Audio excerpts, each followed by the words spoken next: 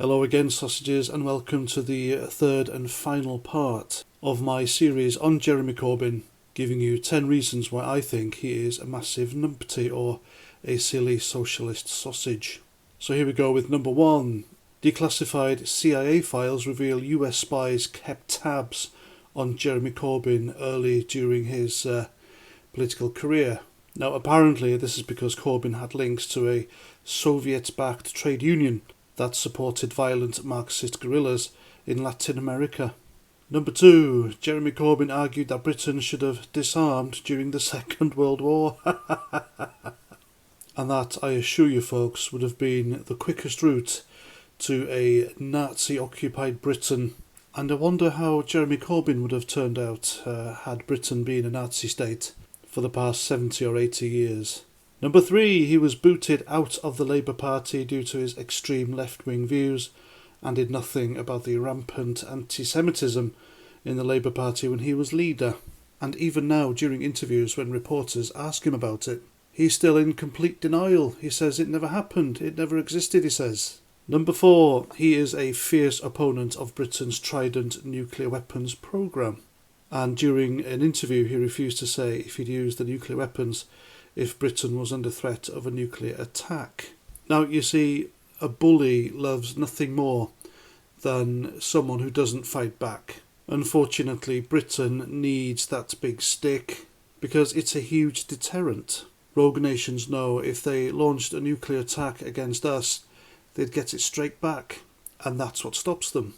Number 5, he addressed a rally attended by 300 members of an extremist group linked to the leader of the London Bridge terror attack. Now, Jeremy Corbyn has a fondness of attending rallies with terrorists, but never goes to see the victims, does he? Number 6, he was against Margaret Thatcher sending troops to retake the Falkland Islands in 1982. And even to this day, he is all for talks with Argentina in a move that would hand over the islands to the invaders. So basically, Jeremy Corbyn is all for handing back every sovereign British territory to whoever, and that's despite the fact that the Falkland Islanders voted and gave a clear voice saying that they wanted to remain British. But then again, democracy doesn't lie well with Marxists like Jeremy Corbyn, does it?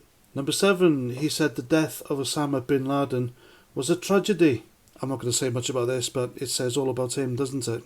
Number 8, he wants to end the United Kingdom by opening discussions with the Scottish government about leaving.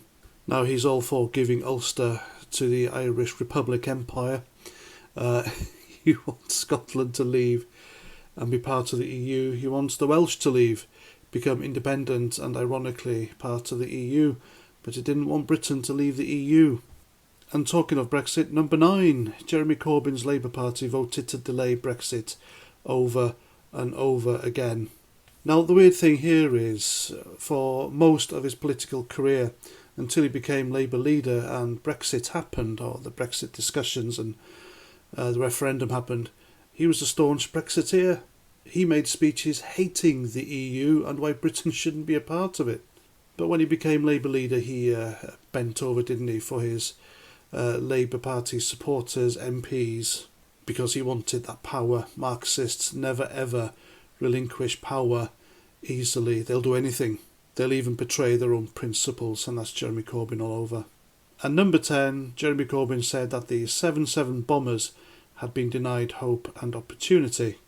Now, what he should have said that, if he was a responsible public figure, was that the 7-7 bombers' victims had now all been denied hope and opportunity.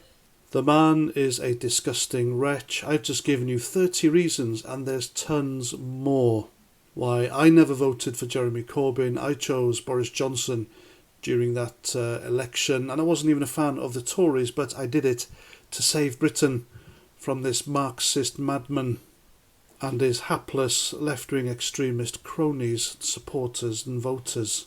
Sure, Rishi Sunak and the Tories are making a massive hash brown of things in this country. They're anything but conservative.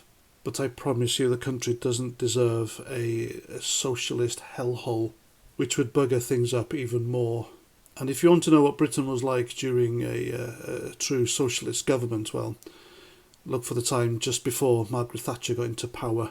And the policies she implemented were just necessary. Like she said, the medicine is harsh, but the patient requires it. And socialism really needs harsh medicine to fix the problems it causes. And there we go, that's my video. I hope you liked it. Hope you liked my series as well. If you like me doing stuff like this, let me know in the comments and I'll do more.